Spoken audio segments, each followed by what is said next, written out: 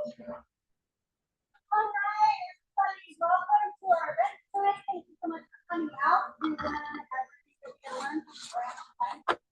He lives in Colorado and has been for quite some time. He has moved on to Seattle and Hawaii. And where are you now? Here for a second. Yeah, I'm not exactly sure what I'm doing. So we get to be taught by Graham, and he owned a cafe in. Did you own it or just operate it? In Olympia. I was the executive chef. So he's the executive chef of a vegan farm to table cafe in the Seattle area. And then he also is one of the chefs at the Telluride Mushroom Festival doing fundraiser dinners. So he is high end when we tell you that he knows how to. And so it's glad he's back in his native roots at Colorado with us. Yeah. So take it away. Thanks. Thanks for having me. Well, thank you all for being here, and thank you all so much for having me. It's been a long time since I've actually gotten to talk for Pikes Peak Mycological Society. So I'm super excited to talk to you all about this and cooking with fungi, which it used to be called cooking with mushrooms, but I changed it because I added some stuff over the years that'll be exciting to talk about today. But first I wanted to just briefly mention that we lost a good one this week. Katrina Blair passed away and was a huge part of our community in Telluride. And yeah, it's just been pretty painful, but also I learned so much from her and so grateful to have gotten to spend time with her on this beautiful planet we call home. So my name is Graham. I'm a chef and a forager and a mycologist, and I'm focused on the identification and documentation of wild fungi. I'm also the founder of Biodiversity Collective, which is an educational initiative connecting people with overlooked organisms through community science, biodiversity surveys, and field-based learning experiences. And I'm also a certified wild mushroom identification expert through the Colorado Department of Public Health and Environment. And I regularly lead forays, workshops, and biodiversity projects throughout the Western United States and Hawaii. And I'm also a fungi freak and a total nerd. I also wanted to give a brief shout out to Manny and his wife, Joanne Salzman. They attended every one of my very first lectures and workshops and gave me standing ovations every single time. Unfortunately, they have both passed away and moved on, but I can't thank them enough for all the things they did for Colorado Mycological Society, as well as Gary Linkoff. He and I became friends through Telluride Mushroom Festival.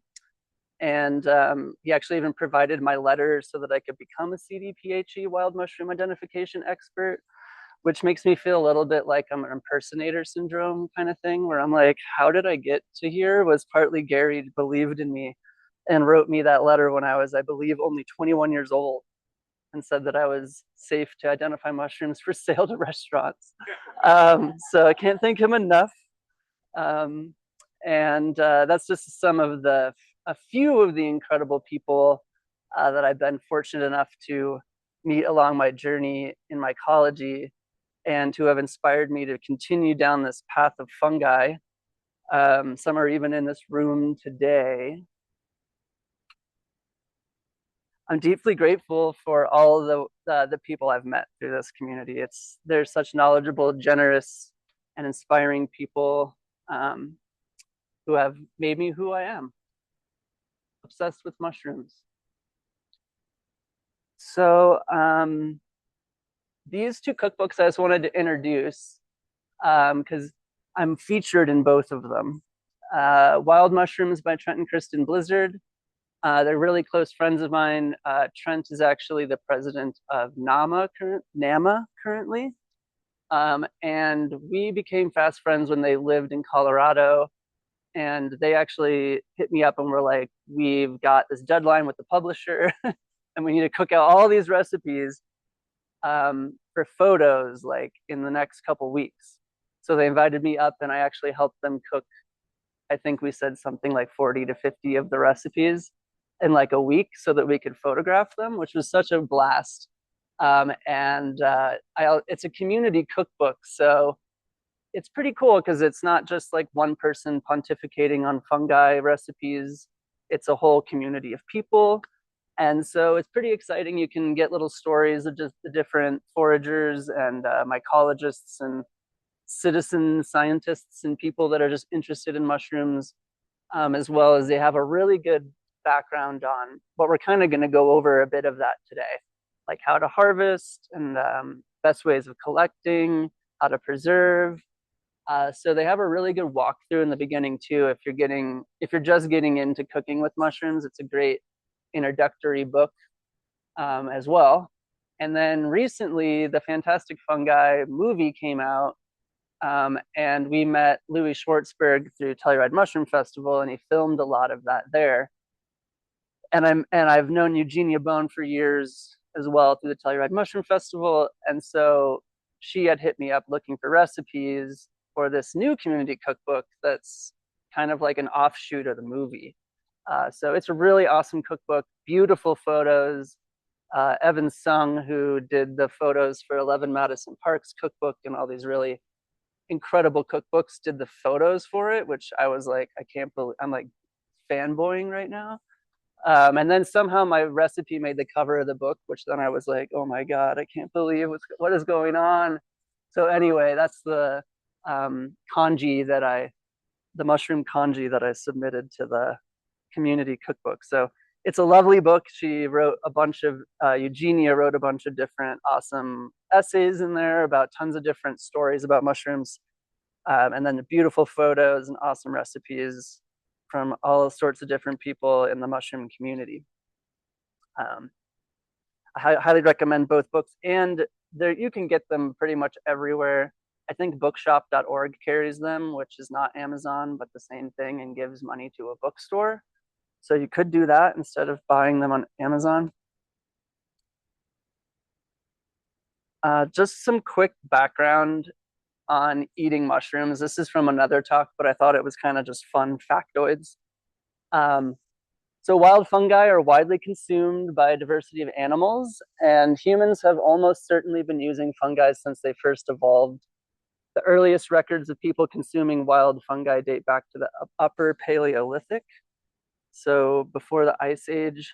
And I found this really interesting paper that they found these bones in this cave, female bones, and they were able to determine through her dental calculus that there was fungi that was part of her diet. So I think it's one of the earliest like proof that humans were already eating mushrooms tens of thousands of years ago. So that's pretty cool. If you want to check it out, the QRs, as I go through all these tidbits, the QRs will take you to the paper if you want to take a picture of it and look at it later. Actually, recently just found this truffle under my mother's tree while gardening, and it actually is in tuber genus, which is kind of interesting, just last week. But I thought it made a good backdrop for the slide. So another paper I found is pretty cool. They said that there's about 2,189 edible species of mushrooms in the world. So that would be just mushrooms. Of which 2,006 of them can be consumed safely, and which I thought was like, what does that mean? And a further 183 species which require some form of pre-treatment prior to safe consumption, like honey mushrooms, or I would even consider morels being one of those that need to be cooked before you eat them. Or they can have allergic reactions or worse things for some people. If you want to check out that paper, it's actually here, and it's got a lot of really cool information just about globally the different mushrooms that we eat. And globally, about 970 mycorrhizal fungal species that we consume. So these are all the mushrooms that live in symbiosis with plants and trees. Chanterelles, boletes, truffles, many of the best mushrooms that we consider some of the best edible mushrooms are in this group. They have enormous relevance either as a source of subsistence in low-income human groups around the world or as an important economic component whose international commerce is worth billions of American dollars annually. As we said, it includes most of the world's prized mushrooms, at about 970 edible species. This table actually kind of shows the breakdown of the different genera, so a little bit larger groups than species, just to kind of show a pie chart of globally the types that we eat. And like we said, it also supports these local economies and culinary traditions as well around the world. And they're dependent on healthy forest ecosystems to survive. So many of them need their plant partner to even survive. And that's all from this cool paper that has a lot more about global ectomycorrhizal edible mushrooms. So if we think about those numbers, this is kind of interesting. There's a new estimate of about 2,500,000 species globally in the world, and this is the newest numbers. This would be larger. This would be to make them the second largest kingdom after eukaryotes after animals. So ants and insects and all those things actually outcompete them in biodiversity, but they're second in the world. And 6% of those fungal species are actually formally described. So out of all of those 2,200-ish edible species of mushrooms, we've only know about 6% of them in the world, which is exciting. There's a lot of more edible mushrooms out there in the world that yet to be discovered. So we'll go into it just quickly, nutrition of mushrooms, because they are a great source of vitamins and minerals. They're really nutrient dense and low in calories, but they're high in vitamin B, vitamin D, selenium, and zinc. They're also a good source of fiber and amino acids as well. And they also contain beta-glucans and these other bioactive compounds that are being studied medicinally. For example, lion's mane fruit bodies here, these are ones that were found with Brian Barzy here, and somewhere nearby. I can't remember exactly where we were when we found them. This is a Hericium species, but they've been researched for their neuroregenerative potential in the rodent brain. There's also a new book out that Robert Rogers wrote.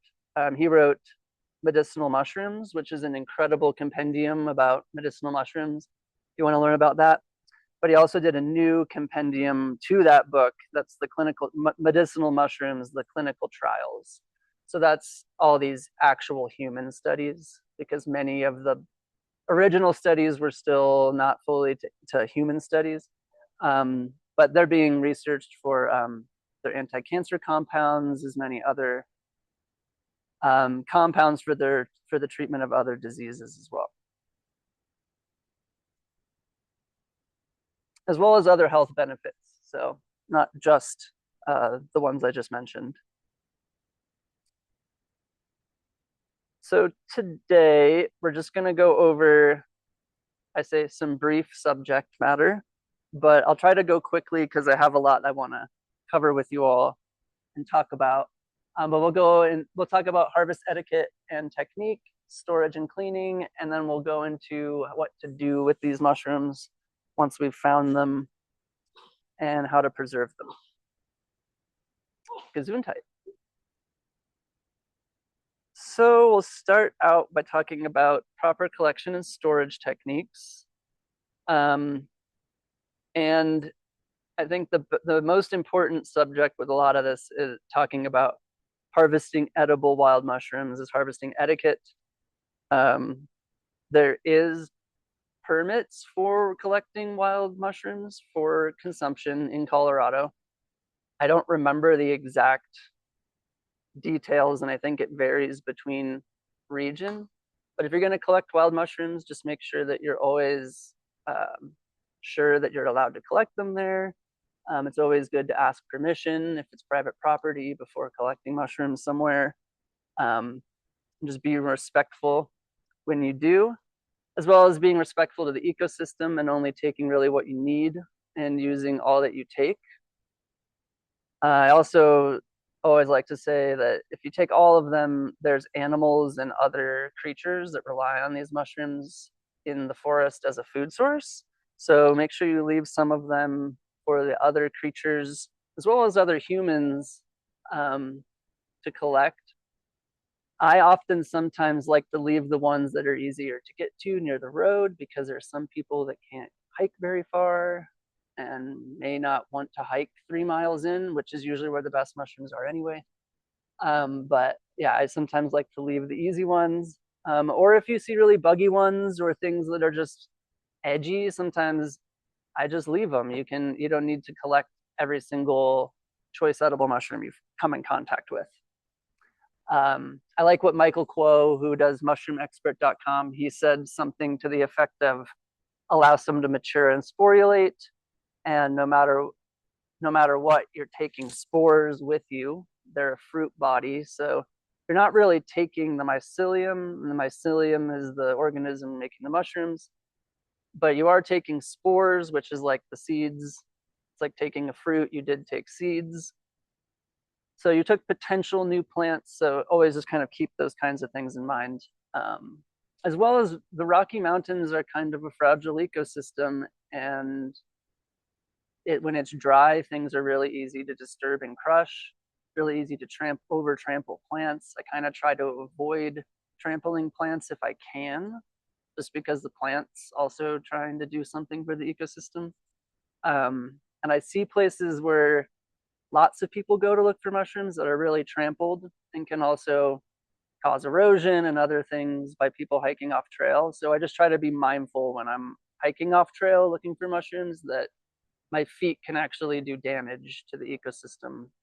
Some of these ecosystems are cryptobiotic, where you're finding chanterelles high up, which is like lichens and mosses and other things, bacteria living in the soil crust. And some of these can take decades or longer to be growing. So when you're walking on them, just keep in mind that you're trampling things that are pretty fragile. So just be mindful. We do live in a semi-arid desert. I think I'll leave it there. Cleanliness starts in the field, I think, is something I like to say a lot, because when you're collecting mushrooms out in the field, it's easy to get really excited if you're finding lots of them. And you start to just be like, oh, I'll clean them when I get home. But all that dirt, by the time you walk your mushrooms back out and you hike all the way back to your car and then you rattle down the dirt road all the way home, there's often a bunch of dirt that's worked its way into all of your mushrooms. And then you're tired and you have to work on dirty mushrooms. So I always just say the cleaner you can be in the field, the best is to just take your time and clean them really well in the field. So I always bring a brush and a knife, a basket, or something similar.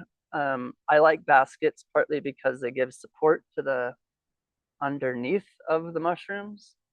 Some of these mesh sacks give no support, and so the more and more mushrooms you put in, they start to crush and crush. And so that's not my favorite method, even though they do let spores through. I think there's, probably I've seen mesh bags that have more support that people have been making, but I still think the basket's kind of superior. And especially these African woven baskets are just so nice. They last for years and years. So that's probably one of my favorites. The only thing is it gives you away that you're mushroom hunting. So you usually get a lot of questions about why you're carrying a basket. But I think they are probably the best way. This is in Glenwood Springs area. We got so lucky that the whole forest, we couldn't find anything but matsutake that day. Washing your mushrooms. It's okay to wash your mushrooms. That's my opinion. Even Michelin chefs that I've worked with wash their mushrooms. There's a reason we wash the mushrooms, is because no one wants to chew on sand at a fancy restaurant. But if you don't mind chewing on sand, then don't worry about it. I just say it's not going to hurt the mushroom. Really, like mushrooms get rained on, etc. It's how you do it. So I make sure to wash them well. You can even do it in a couple changes of water until it seems like the water is pretty clean. And then I'll strain them out, put them in a paper sack or an open bowl in the fridge overnight. So this takes time. It's for you've waterlogged your mushrooms. Now you kind of want to let them dry back out and kind of come back to that dryness that you basically collected them in as a good material to saute. So that's the only downside. So if you're in a rush, I say use a wet paper towel or a brush and just get the most of the dirt off. Unless you're not worried. I mean, I don't think dirt hurts you. So a little bit of dirt's probably good for you.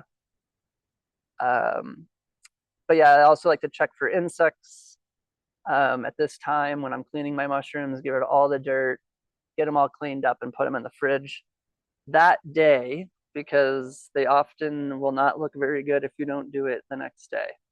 So you try to do that as soon as you can. And I'll also try to avoid picking mushrooms past their prime, like I said, just so that when you get home, you're not like, why do I have all these compostable mushrooms that I hiked out of the woods? And then the last thing I was going to just talk about with collection and storage is that fungi need to breathe, and they are alive. And they actually do breathe in CO2 and breathe out, breathe in oxygen and breathe out CO2, just like animals. So they do need to breathe. And if you put them in a plastic bag and zip tie it shut, they can't breathe. So eventually they're going to rot. And really, you're just asking for that rot to happen sooner and bacteria to start forming. So I always say, if you can, keep them in paper sacks. In the fridge, always check the fridge to make sure that it's not going to freeze your mushrooms when you put them in there. That happens to a lot of us, where you put your first mushrooms of the year in and realize your fridge is just a bit too cold. They act kind of like lettuce, so I always try to keep them in the hydrator drawer if possible. But sometimes you find a ton of them and are trying to keep them in your fridge. So just make sure that these bags aren't overstuffed and that air can circulate around them. Because if you stuff a fridge full, it'll freeze all the mushrooms in the back and the front ones don't get cold. So I've done it too many times to be like, oh my gosh, we froze them again. Or someone comes in after you and stuffs all the holes with their mushrooms. Just try to make sure there's air circulation in your fridge for the mushrooms too. And then try to use them as soon as possible, or dry saute them, which we'll talk about here for longer term storage. So we'll talk about mushrooms as a fresh ingredient really quick. As we were just saying, they're perishable, but also they're really special. So I always try to keep that in mind, that these are like really amazing wild mushrooms. So I try to use them as soon as possible, but also use them. The best of us, I think, waste some mushrooms, but I try to use them. One of the things I like to do, that when I'm cooking mushrooms, that I think I'm always like thinking more about, is how to show them off. Because if you pair them with something that's overpowering and it's a really light flavor, it doesn't really show off the mushrooms. Some mushrooms are really intense and some of them are really mild. Some of them have different textures. So I'm always trying to think of ways you can make that mushroom really shine. And since they're fresh, that's kind of the other thing, is they're so special. I want this quality ingredient to really show it off. Mushrooms can also be the star of the dish and not necessarily just the sauce or an accompaniment to the dish. So sometimes I'll think of a dish I really like and just imagine it as mushrooms instead, which I know sounds simple, but it gives you some really like incredible out of the box ideas thinking about them that way. As well as, I think that when mushrooms are in season, especially here, you start to get some of the best ingredients at the farmer's market. You start to get some other amazing wild foraged ingredients. So I always try to think of these things that are in season at the same time and try to be like, well, how would they go together? Because they're both in season at the same moment. And that kind of is sort of that, but cooking as a reflection of place and thinking about how not only maybe like the ingredients, but how like people culturally in an area would treat these ingredients can sometimes help me come up with some fun ideas for fresh mushrooms.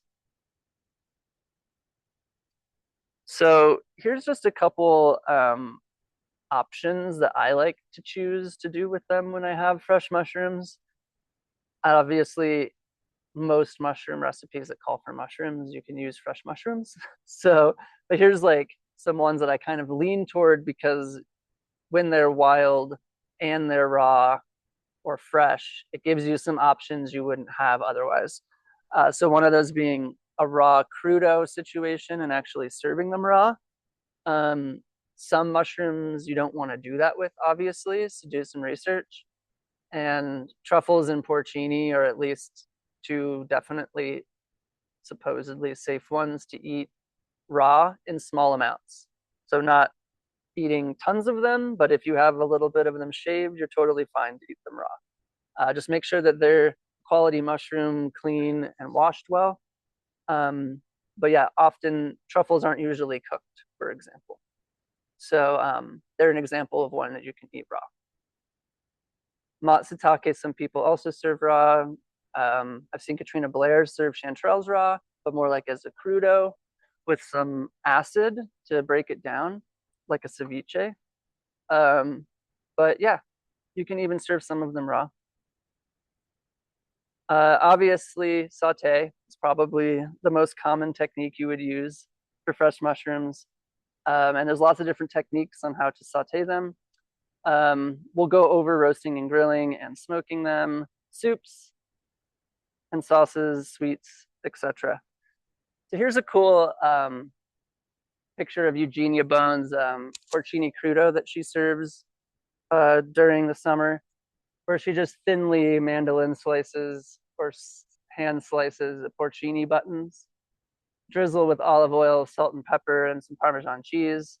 It's absolutely ludicrously delicious. You can put it on bread or something like that if you need a vehicle. But again, like I said, an important note would be that some people experience gastrointestinal discomfort when eating raw mushrooms. So if it's your first time, eat a small amount, see how you feel. Don't just gorge yourself on them and find out you're really, really sad that you did. Some species are toxic in the raw form, morels, honey mushrooms, chicken of the woods being 3 of them. So just make sure if you've never had them raw to research it before you eat them raw. Amanita caesarea is again another one that's commonly eaten raw, but just start with a small amount. And like I said, bug-free. So there's some examples of what I like to use for raw crudo, and I've seen people use as raw crudo. You can also pair them with other raw foods such as shellfish, tartare, salads. It's a great topping for tartare. And then, like we said, ceviche.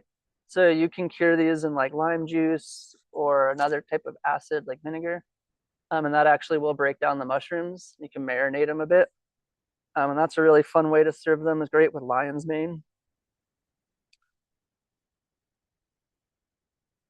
Here's just an example of like raw truffles on an oyster. And it was really good. We put some dulse on there for a dinner I did, and everyone said it was incredible. And I was like, well, it's like surf and turf. This is like a gooey duck ceviche I did with a razor clam. Or no, razor clam ceviche.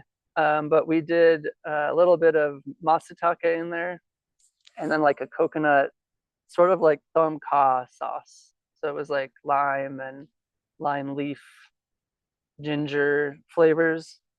That was really good. But shellfish and mushrooms is quite delicious together, in my opinion.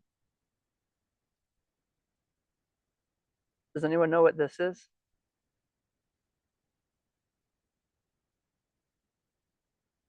It's an oyster mushroom. It's a king trumpet mushroom. And so I was like, well, this is at the vegan restaurant. We were like, we could probably just make scallops out of mushrooms. So, and it works great. You can sear them. We ended up cooking these in a lobster mushroom broth. So they have a nice, like, shellfish flavor to them. So we're just going to talk about saute techniques real quick. Dry saute, I mentioned, but this would be just no oil. And this is really good if you have really wet mushrooms. You just want to cook the water out of them first. That actually can really helpful with really wet chanterelles in the Pacific Northwest, is we'll just cook them with no oil until the water is gone. Because part of the problem when you're sauteing is that mushrooms can let out a lot of water. And so if you're not at a really high heat, you're simmering mushrooms, not sauteing mushrooms. So a dry saute can really help drive out that water before you begin your saute. It can also be really helpful if you're going to freeze your mushrooms. You can dry saute them first and get out all that water. Now they're cooked and they take up less volume. So then when you vac bag them and freeze them, they're ready to go. And they're already cooked. A wet saute is different. Let's say your mushrooms are dry and they seem pretty dry, even when you're collecting them. Sometimes I learned this from Larry Evans, but you just pour some water in the pan and actually allow them to simmer a little bit. And that will help, especially with mushrooms that need high heat cooking. So honey mushrooms, you can actually just pour some water in there and let them simmer for a while before you saute them, just to really make sure they're cooked well. You can also use stock or other wine or alcohol to do that, to add a lot more flavor to them. And obviously there's stir fry, which would be a lot higher heat, which you're usually doing in a wok. And that'll definitely give you a little bit of a different result. But probably another one of my favorite ways to cook mushrooms is stir frying. You can also sear them as I did here. And this was just cross hatching it with a knife before we seared it, just to give it some more surface area, but just again, really high heat, and just quickly giving them color on either side. And then again, once you feel like you've gotten color on the mushrooms, you can deglaze with something like a butter or a fat, or you can deglaze with wine or a stock. I like to finish my mushrooms usually with Sanaba butter, just because that's my favorite. And I can eat butter. But yeah, wine, alcohol, and stock is a great way to deglaze your pan. Another method I like to use to cook them is to roast and grill them. I like to roast my mushrooms at really high heat because they have so much water. And I usually toss them in oil and a little salt and pepper first, just to give them some fat. But I usually go pretty high heat to roast my mushrooms. And then you can even glaze them when they come out of the oven, or stuff them and broil them, which is one, you've probably seen those like broiled stuffed mushrooms, but you do that with a shiitake mushroom and it's so good. So brushing them with oil and even just broiling them under your oven broiler is a great way to cook mushrooms really quick and fast. And throw them on a steak or throw them on top of your rice bowl or whatever you're making. Grilled is another one of my favorite ways. Skewered or even just cooked in like a kebab situation is probably one of my favorite ways to eat mushrooms. And sometimes I forget how simple that is, but it really is a great way. And you can choose the vegetables that are in season or whatever, and skewer them up, corn, chanterelles, whatever you decide you're going to do that day. And marinate them or rub them. You can also use different hardwood charcoals or put little packets, smoke packets in there for like a smoky flavor. Sometimes I'll just soak some wood chips and put it in a little bit of foil and throw it in the corner just for a nice smoky flavor. And then open fire cooking is a fun way to try to cook mushrooms too. It's a little bit more work, but it's fun when you're camping, for example, to cook them just right on the open fire. Another technique that I like to do when I'm grilling is you can use meat or like maybe eggplant or something else like zucchini and wrap up your mushroom packets and grill them. These are enoki mushrooms wrapped up and grilled. These are great in hot pot or grilled or thrown in just a skillet and fried up. It's a great little appetizer. You can glaze them with some sort of glaze if you want when you're finished. That recipe, I don't think I have a recipe on that one.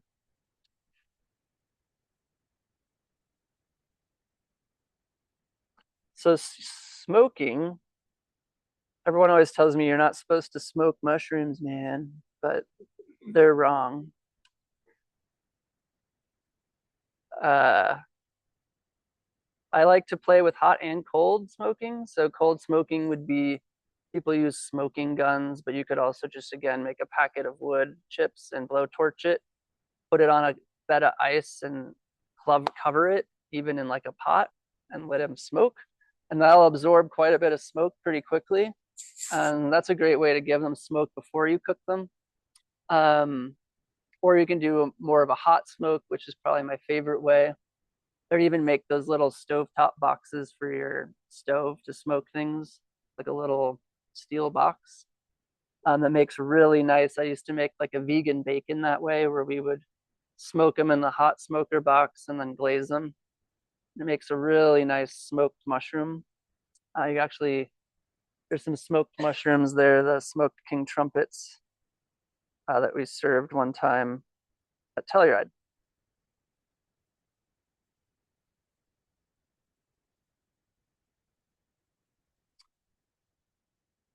Jerky as well is a really fun method that I've seen quite a few product companies even come out recently making mushroom jerky, which is cool.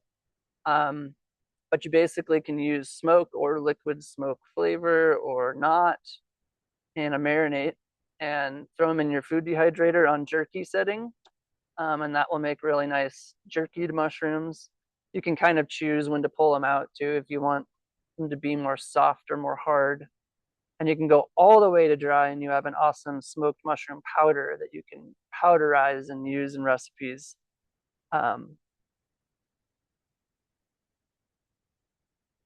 You can also microplane those smoked mushrooms onto things or use them rehydrated in some sauce that you want smoky flavor. Or you want your beans smoky, throw in some smoked mushrooms instead of bacon.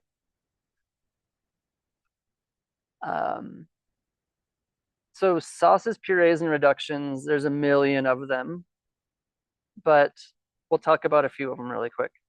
Puree is probably another favorite way I like to cook mushrooms or serve them. This is a black trumpet puree. It looked really beautiful on the plate, but I typically mix them with some other vegetable like celery root or parsnips or carrots. And I like to match the colors. So carrots I use with chanterelles because they makes it orange. And then that way, or like I'll use white vegetables like parsnips or celery root to keep things like their natural color. But you can basically just simmer that in your favorite stock. You can add fats if you want, or you can just use milk instead of stock and simmer that down until it's pretty much reduced. I like to use a cartouche or like a drop lid just so it takes longer to reduce. So they're really soft. And then just blend it in your food processor. It makes you can pass it through a chinois or like a strainer or not. I like kind of rough ones, so I don't worry about that. The other thing you can do is make a reduction with them, which is perfect for the rehydration liquid if you're rehydrating dried mushrooms. And you can also reduce your meat stocks with your mushroom stocks and make these really lovely, like combined mushroom and meat stock reduction sauces. Or alternatively, just use vegetable stocks and soy products or something like that. Here's a few of just my favorite sauces I like to make with mushrooms. There's so many that it's too hard to list, But aioli would be one of my other favorites, is like you can rehydrate your mushrooms and blend them up with your egg yolks first and then make your aioli, and it makes a mushroom aioli. You can also use that as a starter for dressings, which is really fun. If you want like more of a creamy dressing. Teriyaki sauces can be based with mushroom reductions. Barbecue, I mean, I like to think about a sauce and be like, I want to make it a mushroom sauce, a hot sauce. Just more mushrooms in your sauces is fun to play with. And sometimes just think of your favorite sauce, and if you want to mess around with adding mushrooms to it, it can be fun. So there's also endless permutations and combinations of ingredients to make soups. But here's some just my basic ones that I really like I tend to go toward. Chowder being one of them, because you don't need to have seafood and can make a lovely chowder without seafood with mushrooms. I tend to go for the like New England style, but probably wouldn't matter what style. Tom Kha, as I mentioned, the coconut soup is a really great way to feature mushrooms. Ramen is great. Cream of mushroom soup, which is the classic, but it's always good. Potato leek, chili. You can chop up your mushrooms fine and make a chili with it instead of adding meat. Kind of possibilities again are endless. Just omit meat sometimes out of a recipe and add mushrooms, and it makes a really good soup. But probably my favorite is bisques, just because they kind of lend themselves to these wild mushrooms, and sometimes they have these subtle flavors that it's hard to get those subtle flavors in other soups, which is a classic French soup usually made with crustacean stock, but you could use lobster mushroom stock instead, which would give it a very similar flavor. And we just did that from dried lobster mushrooms and an onion and olive oil, garlic, celery seed, I think was basically ours. And then just simmer it with a lid on for a good hour. You'll get a really nice red, it looks like lobster stock, smells like lobster stock, works like lobster stock. It even thickens sauces when you reduce it. It's like, this stuff's magical. So we used to use that in the vegan restaurant a lot, to omit that. So lobster mushrooms really lend themselves well to this, as well as chanterelles, morels, porcini. It's basically just making a bisque thinner. It's really easy and fun. But also combinations of seafood and mushrooms are highly recommended. A crab and chanterelle bisque, I'm sure it would be amazing. Sometimes what I'll do too is I'll add like microgreens or herbs, pickled chilies to add brightness to a bisque. Like this bisque I did for Telluride, that was a chanterelle bisque with crayfish, because I thought it was kind of like a Colorado ingredients, kind of fun play on a crayfish bisque. But it was a chanterelle bisque. And then I topped it with these fun stuff from Esoterra Farms, just to give it some summer crunch and acidity, and was a fun dish. But you can also just add, like we did here, sauteed mushrooms on top of the mushroom you put in. It always looks really nice and adds that pop of the extra mushroom flavor. But yeah, it's probably one of my favorite ways to treat mushrooms when I find them. This was one of the recipes in Brent and Kristen's book of mine that was featured, of just a really simple matsutake dashi ramen. So instead of trying to add too many flavors to the broth, just keeping it more kelp bonito matsutake based. And it's really good. It's a very light way to enjoy them, and you can really taste the matsutake.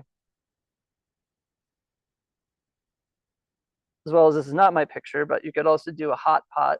And I think Americans kind of forget, I always forget, that you can do a hot pot, because it's such a fun thing you can do with a group of friends. You don't need much but like a burner and a pot and some soup broth. You can buy whatever vegetables are in season, and you all take turns throwing stuff in the soup and eating it. Fondue, whatever you want to call it. Fondue is also fun. That's a fun, like, kind of community way to enjoy your wild mushrooms. And you can all cook your mushrooms to your liking in the broth.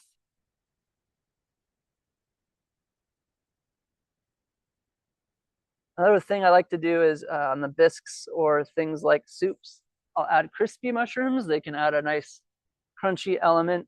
These are just fried enoki with like a light breading on the outside. And they gave it a nice crunch to this mushroom bisque with roasted maitake. So you can do a wet or a dry batter. Both work great. I love morels in like a dry batter and fried, like a breadcrumb dredge style is great. Or a buttermilk breading works really good on mushrooms. Um, like you could make an oyster mushroom po' boy, which I love po' boys. And it's a great way to use your mushrooms up. It's to just fry them up and make a sandwich. You don't have to fry them, but it certainly adds a lot of volume to your mushrooms. Buttermilk fried chicken of the woods sandwich. That's featured in the Wild Mushrooms cookbook by Trent and Kristen Blizzard. That's a great way to use mushrooms that are meaty and thick like that. Mentioned crispy gnocchi, breaded, just Italian breaded porcini, fried. Those are so good. Or you can put these things in something like a lettuce wrap and give them like a nice crunch, or just make lettuce wraps with crispy mushrooms. Or something else like that. Like I like to do bao, which is like the Vietnamese or Chinese buns. Those are really good with crispy mushrooms in them. Or you can do a whole like mushroom tempura dish with a dipping sauce.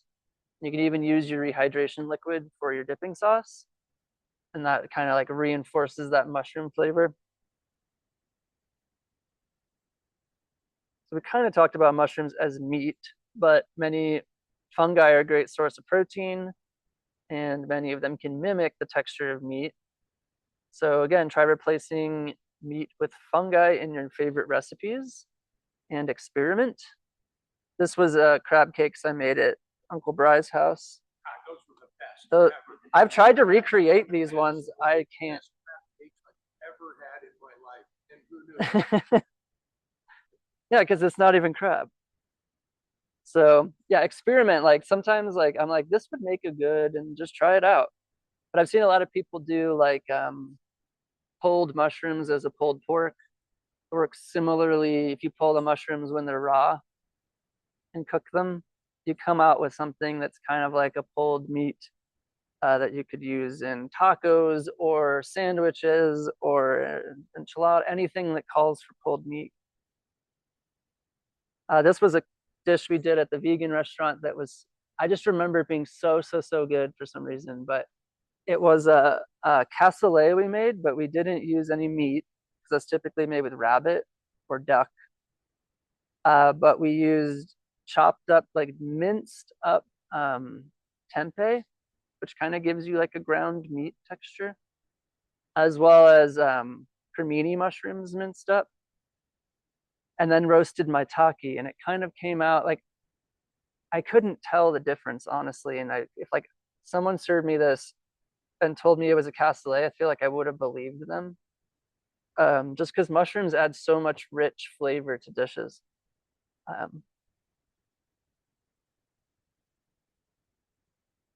Or there's this book's from which I got to use. The publisher let us use these books. Both publishers let me use these photos, which is very nice of them. But this was Gary Linkoff's addition to the book. I think Irene sent it in, his wife, after he'd passed away for the cookbook. But just this morel and asparagus quiche, it might be better than any meat quiche. So it's like sometimes you don't need the meat in the thing. You can just put mushrooms in it. All right, so on to dessert, which I do have a sweet tooth, even though it doesn't look like I have a sweet tooth. A sweet tooth. So they don't always have to be used in these savory applications, and chocolate and mushrooms is a very common pairing, especially with these bitter mushrooms like reishi that are used medicinally. So that's always a really fun way to kind of like spoonful of sugar helps the medicine go down sort of situation. Get your medicinal mushrooms. I don't know if the sugar negates the medicinal mushrooms, but I don't think so. I choose to not believe that. But you can also use things like fresh or dried mushrooms that they've infused really well into things like cream or coconut cream if you're vegan. And you can just steep it, bring it up and not to a simmer, but almost, and steep your mushrooms in that cream. And it really infuses that with lovely mushroom flavor. You can go and make any dessert that calls for cream, whipped creams, pastry creams, you name it, basically. And cream is often called for pastry, so it's like always a chance to infuse it with mushrooms. You can also use jelly fungi. They often don't have a lot of flavor, so they're kind of a really fun way to like give them flavor, inject them with something exciting. So things like tremella, which would be that cloud jelly you can buy at the Asian market, or maybe like the wood ear mushroom. Those are both really kind of fun. Or even like people have used they call them spirit gummies, but the cat's tooth, pseudohydranellum, I've seen people use those for that, or tremellas, witch's butter. Those all work in that situation. I've even rehydrated them in like a syrup and then dehydrated them on a silpat or just like paper in heat to get like different textures. So you can get like anything from a gummy to a crackly candy. And you can use maple or honey or other types of sugar if sugar isn't your thing. I've used maple syrup and cloud jellies and then dehydrated them, and they made these awesome. They were like, you could chew on them, and they also had a gummy texture. It's hard to describe what they were like, but they were really good. And some of these mushrooms I know have other benefits for you medicinally. So even though they don't taste like anything, they do have these awesome weird chemicals in them. You also mix fruit or nuts or a seasonal fruit. I love to use what's in season. So like chanterelles and peaches or chanterelles and apricots. Things that are in season at the same time gives me ideas. Apples and candy caps, because it's like maple syrup, which definitely have to talk about candy caps, but candy caps are probably the most commonly used species in desserts because they mimic the flavor of maple syrup and have the same compound, coumarin, that tastes exactly like maple syrup. So these eclairs I did for the cookbook are based on the classic maple eclair with chocolate, maple flavored eclair. But we use candy caps and then put reishi in the chocolate. So it's like 2 mushrooms in one dessert or breakfast. A lot of people also use chanterelles. Matsutake also work really well because they have that cinnamon taste. I actually made a custard tart and just shaved raw matsutake on it and then baked it like a baked custard tart. And we gave it, I think I put a little almond extract in to kind of bring it around to more sweet. And it tasted so, everyone was like, what did you do here? And I'm like, making things up. I don't know. I couldn't even tell you what I put in it. So yeah, the matsutake is fun to play with, or like in a steamed custard dessert, like a creme brulee is a great way to infuse mushrooms into a creme brulee. Is really nice. Or put it in a pot de creme. You can pour them in little jars and serve them at your dinner party. This I put chaga whipped cream on top too, which I just used. Trent and Kristen gave me this freeze-dried chaga tea powder. So I was just pouring that in whipped cream and it was making a good whipped cream. But you can just steep chaga in cream and then strain it out, and it alternatively works really well too. Or what I've done is they actually gave me, again, freeze-dried chanterelles to play with, and I was powderizing them and putting them in a mascarpone buttercream. It's like lights out good. you can't even taste the mushrooms. It just tastes like almost like a woody apricot or something. But my friend and ex-roommate was it was her birthday and she's a mushroom farmer, so I made her this cake. And I put candy cap creme pat inside, or creme patisserie, which gave it that mapliness inside the middle. So we're gonna go over this, I promise. I'm gonna hurry.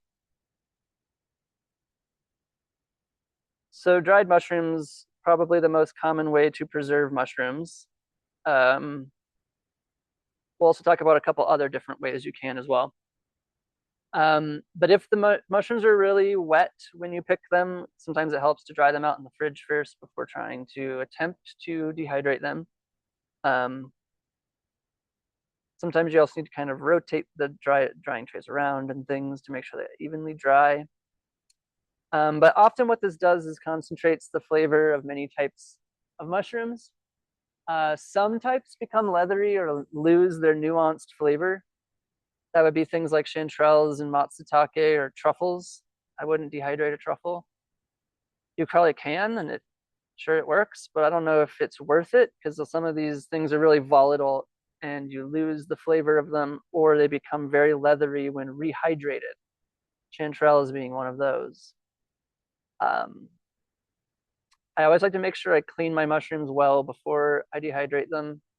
You're just adding yourself more work later to have to get all the sand and grit out of the recipes you're going to use later. So I try to just make sure I get them nice and clean first before I dehydrate them. Like we said, don't dehydrate wet mushrooms or mushrooms way past their prime. It can ruin all the other ones in the dehydrator. But also, if they're really wet, they'll sometimes take too long to dry and wreck themselves in the dehydrator. So give them a chance to like be like a normal feeling mushroom, not a waterlogged mushroom, where you throw them in a dehydrator. I also like to slice them up, not too thick, and lay them out in one singular row in the dehydrator. When they're done, I always date and label them because you can forget what mushroom was in what jar. If you happen to have some crazy problem with the mushrooms later, it's kind of nice to know which mushrooms they were. But yeah, date and label your mushrooms and your tinctures if you make those. Then you have these weird bottles of strange things that sometimes have to go in the trash because you're like, what is this? I don't remember. I store dry mushrooms in airtight glass jars professionally. I think you could use bags. It's just not optimal. They can rehydrate themselves through a plastic bag, which is a bummer. And bugs can get through a plastic bag. Once they're dry, they can transfer bugs like beetle larvae and ruin all your mushrooms through bags. So I say keep them in jars because if you have one bad batch, it's not going to get to all your other dried mushrooms.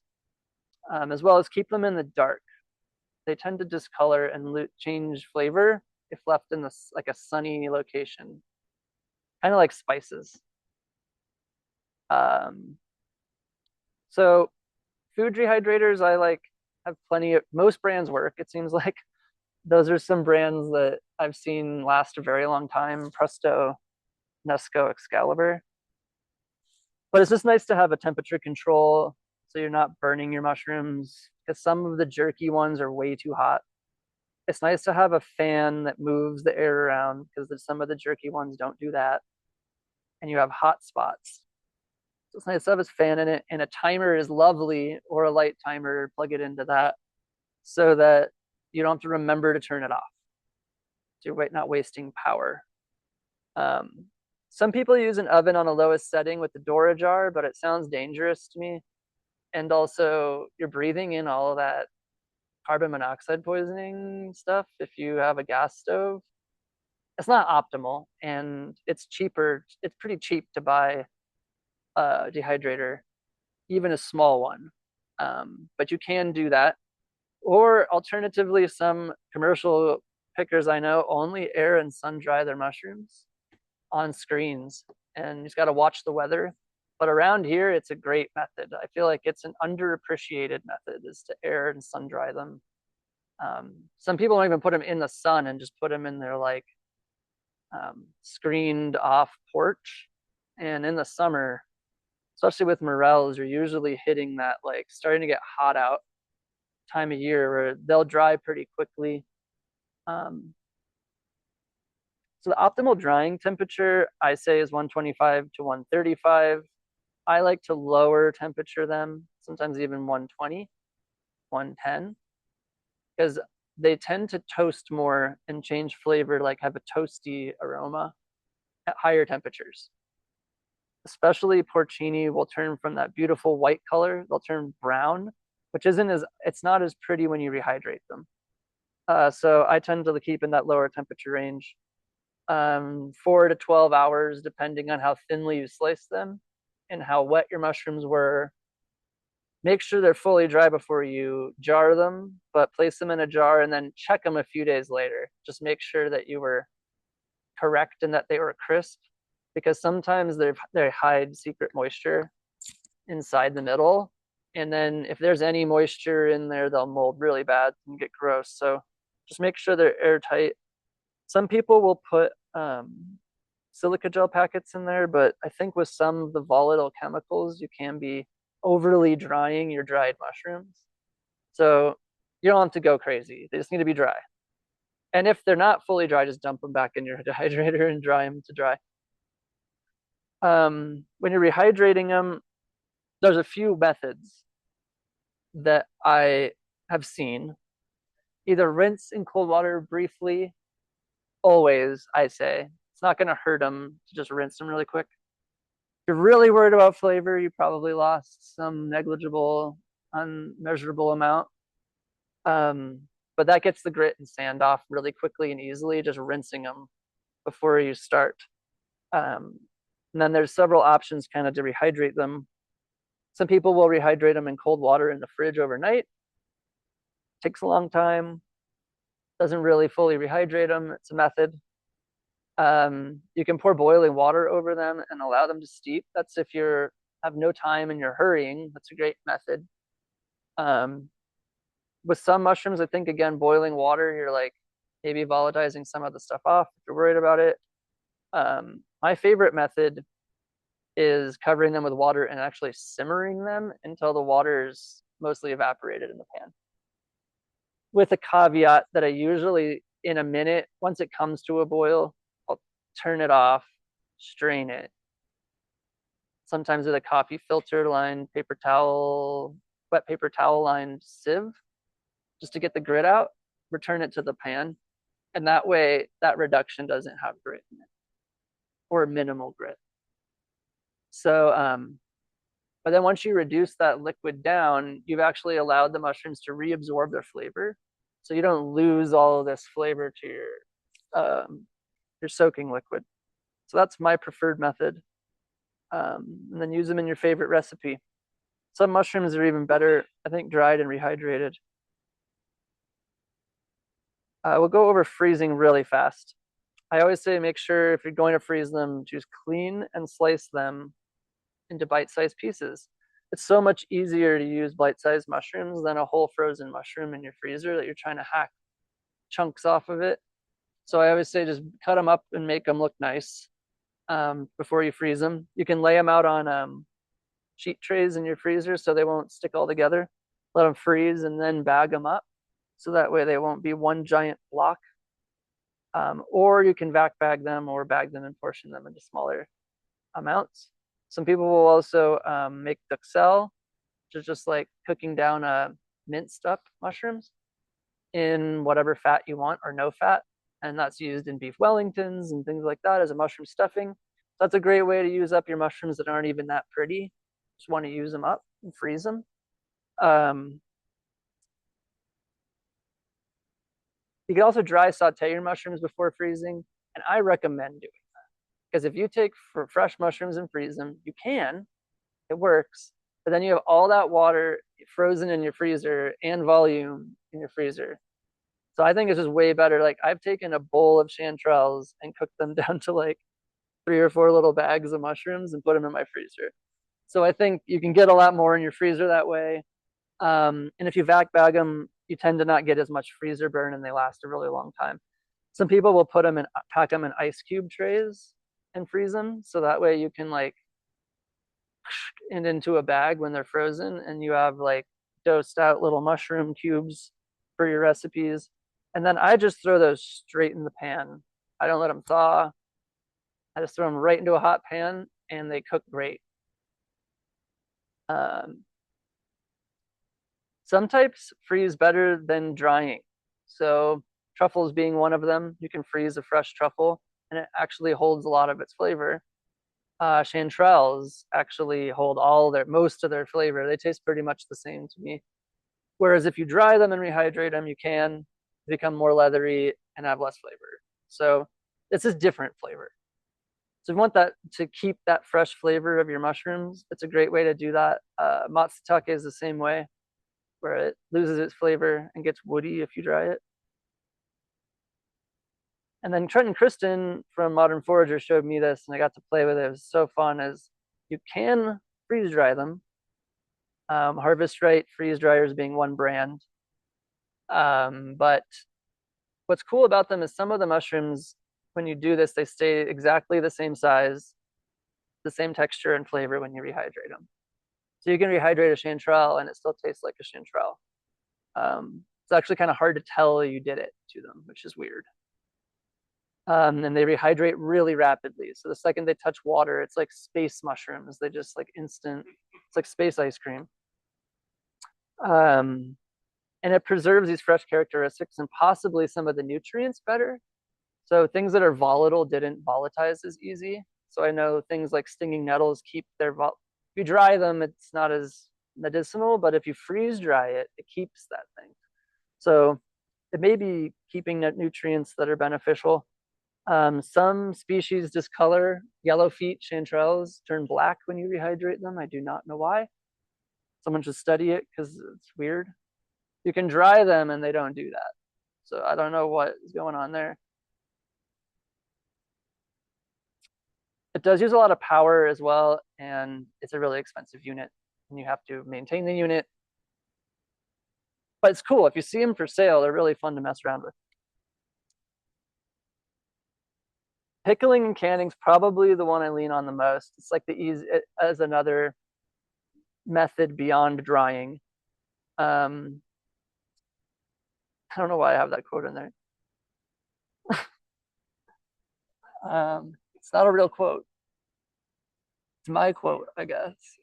In the kitchen, we always learned these standard 2-1-1-1-2-1 or the 1-2-2-1. It's like a joke. The 2-1-1-1, the 2-1. But it's the pickling, and that's your ratios for vinegar to water, and then to salt. So it's really helpful to remember. And you can kind of mess around with the different ones. Some people will use sugar salt ratios mixed to get a sweeter pickle. Some people won't use salt at all. Some people only use sugar. So it's always kind of fun to mess around with them and get the kind of pickle you want. You can always look it up too, of like your favorite style of pickle, and look it up. And use different awesome vinegars.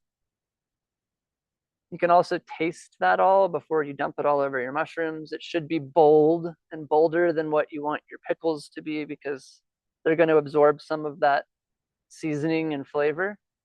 But that can be kind of a nice way to help make sure you did it right. And they're going to absorb some of that salt and vinegar and release their own juices into your pickles too, and dilute it a bit.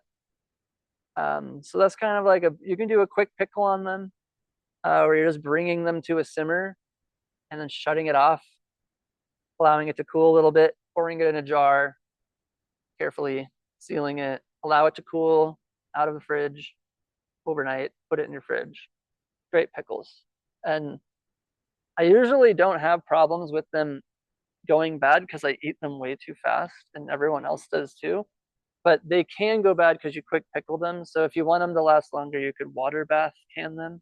But mushroom pickles this way eventually get mushy over time. Like, you want to eat them. Whereas there may be a couple other methods that we could maybe talk about here in a minute, like pickling the mushrooms and then putting them in oil. That tends to keep them from getting so mushy. Which is you can flavor that oil any way you want, and that's a nice. I love making mushroom conserva, and then serving that on toast is so good.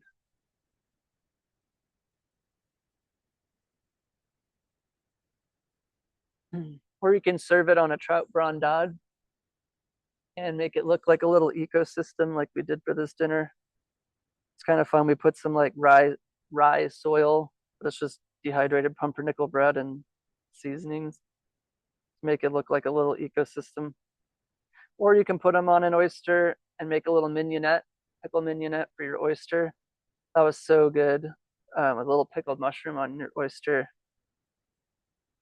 I think that was a chanterelle and champagne one, and then there was like a matsutake and rice wine one. Compound butter we'll go over real fast. It's another one of my favorites, but you can just saute down your mushrooms and then mince them up and mix them up in some room temp butter. Roll it up in pastry paper or put it in some other, like a little jar. Keep it in the fridge or the freezer. It lasts way longer in the freezer. You could also use coconut oil or sustainably sourced palm oil or something that's more of like a solid at room temp. Vegan fat would work well to infuse that oil, or like a vegan butter. But it really preserves the flavor of some of these mushrooms that have volatile flavors like truffles really well. And you can mix it with garlic, onion, or other things, herbs in there as well, and give it some awesome flavors. This one has roasted bone marrow in it and black trumpets from Trenton Christian's book that we cooked out someone's recipes. It was cool. Yeah, and store it in the refrigerator or freeze for longer shelf life.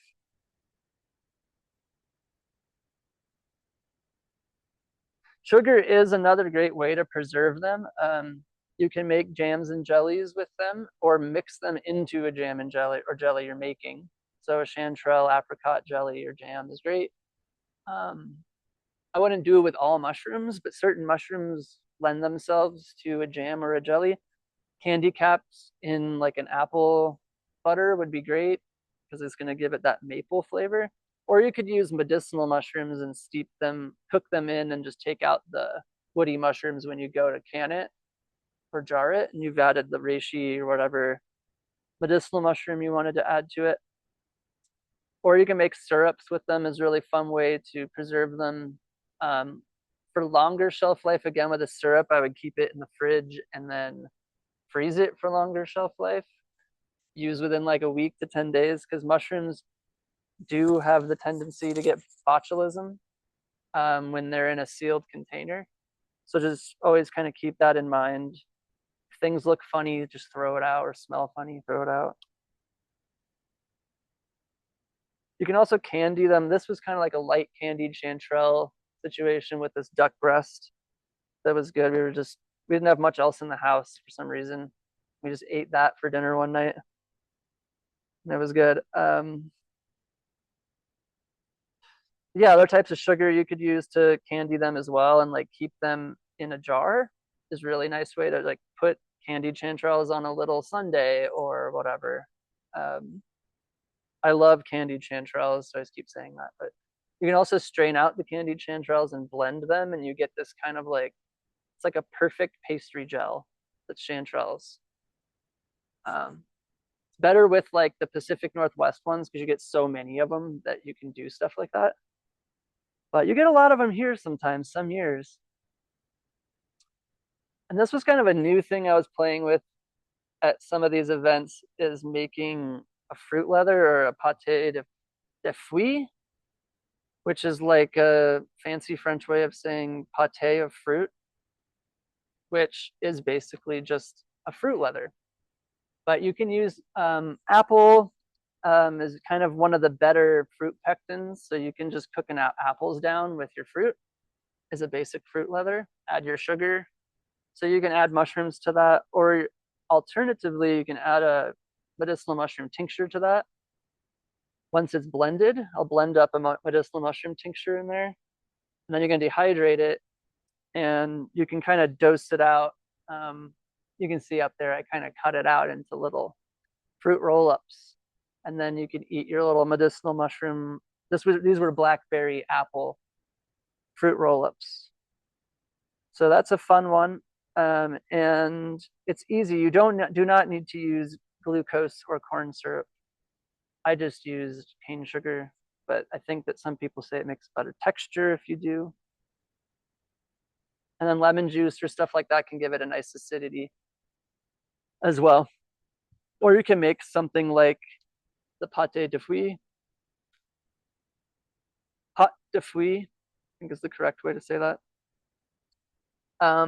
Which is a little bit more pastry chef complex, but not much. This link would take you to it. That makes those kind of old style gummies that are more like a nice old style fruit gummy. And you can put mushrooms in those or make your own mushroom fruit gummies. Those are a great way to get your medicinal mushrooms. You can also preserve your mushrooms in salt. So salt will help draw out the moisture and help lactic acid producing bacteria survive and thrive, such as the salt pickled lactarius. That's like the Russian Polish way of making them. And they're quite delicious. They stay nice and crunchy, and you just salt them and weigh them down in a jar. And just like sauerkraut, they'll make their own sourness and everything. Quite fun. There's lots of recipes online for those. And usually eaten with a shot of vodka, I've been told. Can also preserve them in brine like I did here. Very strong salt brine, which is basically this Roman garum or fish sauce that Noma has kind of messed around with too, that restaurant. So these with masitake, and then we let it sit for 2 years, and it looked really scary. And then I drained it all away and had this beautiful dark fish sauce that actually worked really incredibly well in recipes calling for fish sauce. Even though it looked so scary, it was actually really good. So another quick one we'll go through is that you can infuse them into a tincture, obviously, for medicinal mushrooms, but you could also make this into like an extract, like a candy cap extract, or a cordial. You could put them in your fruit cordials and infuse them there, or just make people sometimes just infuse their alcohol with chanterelles and make like a chanterelle cocktail with it. You could also make shrub if you can't drink alcohol. It should just be the alternative, is making it with vinegar instead of alcohol, and then using the vinegar to make drinks with. You can use wild fruit and berries and herbs and things in there, sweeteners as well. Or oxymel, which is basically the same but using honey. Or fire cider, which is kind of a popular thing in the Pacific Northwest. I think everywhere in the winter, but you can throw medicinal mushrooms in your fire cider as a way to preserve them.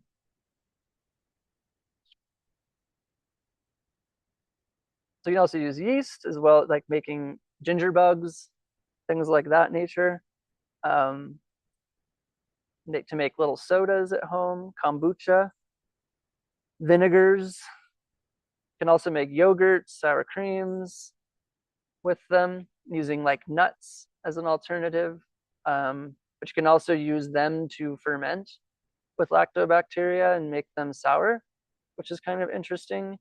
Interesting for sauces more than other things, as well as people are messing with them with koji, which would be things like making soy sauce with mushrooms in it, which you can totally do using any bean, any grain, and letting it ferment in a jar.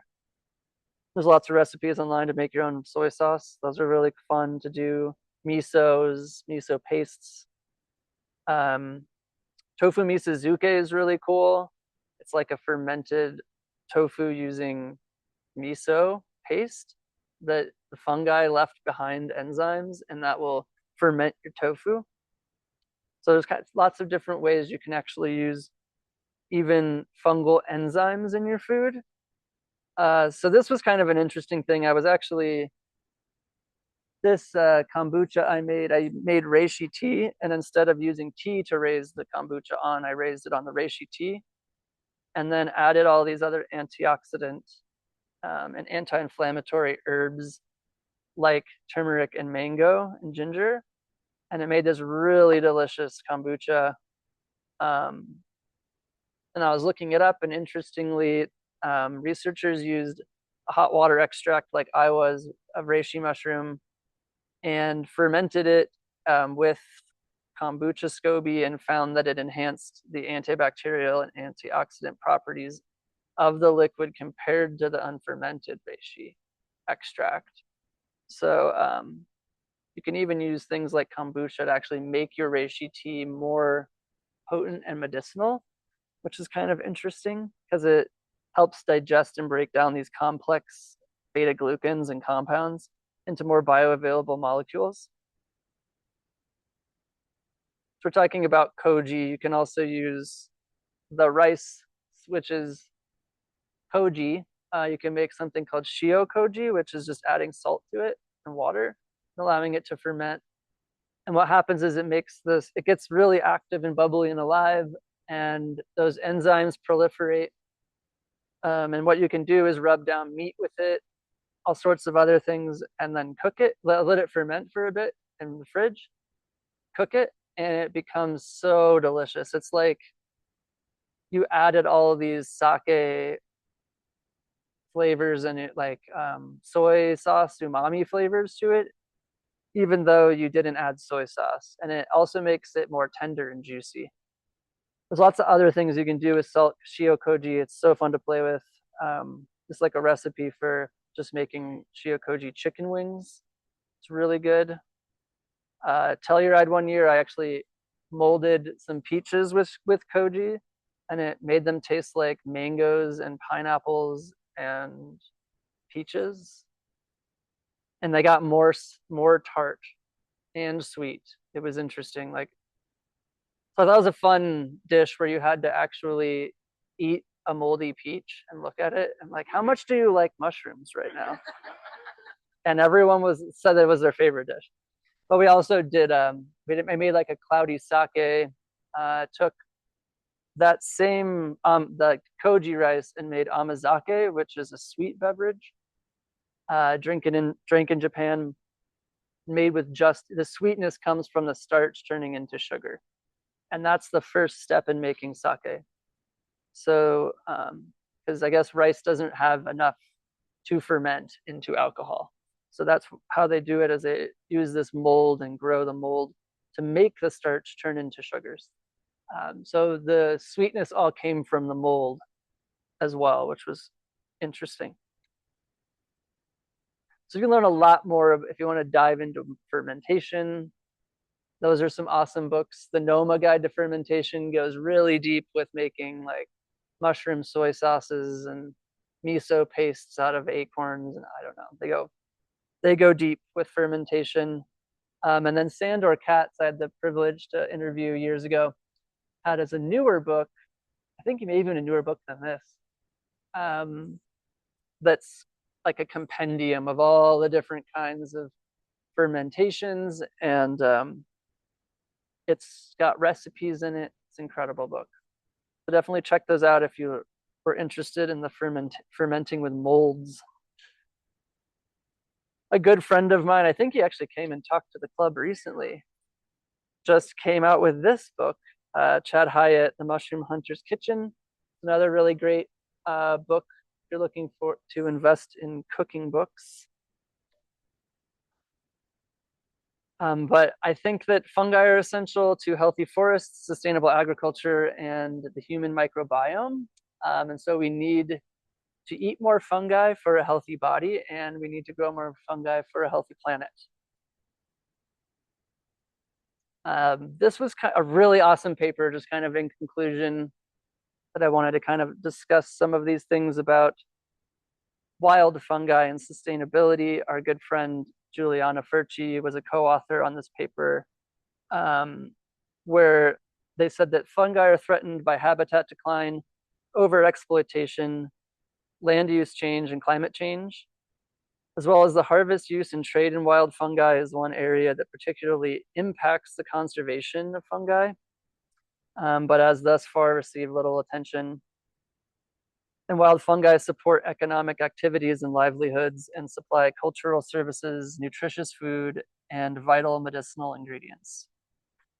If you want to actually check out, that paper is so in-depth and lovely. I highly recommend reading it. I think it's kind of like the first approach to trying to talk about harvesting fungi sustainably and things like that. So if you want to learn more about that, definitely check that out.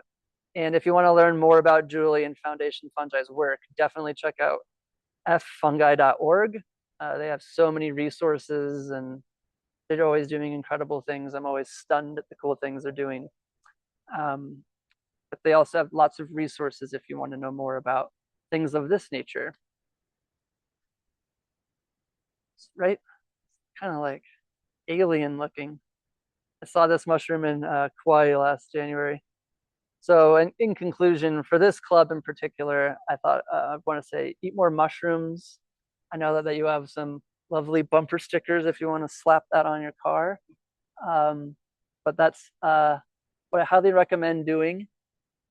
If you want to check out my other things that I do on my website, we're doing 2 different fungal biodiversity surveys.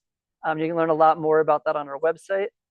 This one is the one that is part of the Olympic Peninsula Fungi Fest. And they've dewatered a reservoir. The tribe, as well as the NPS and a couple other organizations, have worked on this rehabilitation project. And so we're studying the fungi of the lake bed that's been exposed, that's been underwater for over 100 years, 112 years, and comparing it to the old growth adjacent forest and its community project. You can go explore the data and see all sorts of cool things. There's a documentary on there about it if you want to learn more, as well as you can get involved this year at OPFF, the Olympic Peninsula Fungi Fest, if you want to help learn how we document fungi for science. As well as you can also learn about our Kauai fungal biodiversity survey. Super exciting, lots of really cool mushrooms we've been discovering. And we also do a series of workshops there once a year. We just got back in January from the Kauai Mushroom Summit that we did there. And that was an absolute blast. So if that's something that interests you, definitely check that out. Or you can go to Mushroom Wonderland's YouTube channel. I don't know if you've seen his work, but he's pretty prolific. But if you check out, if you look for Biodiversity Collective stuff in there, he does some really awesome full in-depth videos about what my company does and yeah, what our organization is trying to do. There'll also be a full feature-length documentary on the Kauai project coming soon. So if you want to learn more about all of that, you can go to my website, biodiversitycollective.org. You can also get all the information about Olympic Peninsula Fungi Fest and the Kauai stuff there as well. Sorry, last shameless plugs. We also have a benefit dinner coming up that supports fungal DNA sequencing and education and conservation. So if you like to eat really good mushroom food and you want me to cook for you, and you're coming to Telluride Mushroom Festival, this is an unofficial Telluride. It's not part of Telluride Mush Fest, but it will be supporting Biodiversity Collective, and you can get tickets on the website there. You can also get tickets to this upcoming event that is with Andres Better, who's a really amazing photographer, does really cool bug and insect and fungi photos. So we'll be doing a walkthrough about how iNaturalist works, which is this community platform to document biodiversity that is free. And then you can come out with us and help document biodiversity. Dates will be determined in the next couple weeks and be this summer. So you can RSVP for that as well. So yeah, thank you very much, everybody. And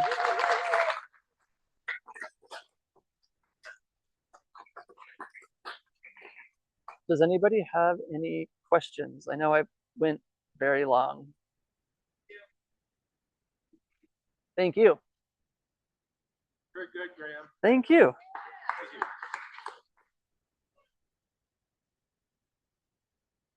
Yeah, it was like an hour and 30 minutes. I got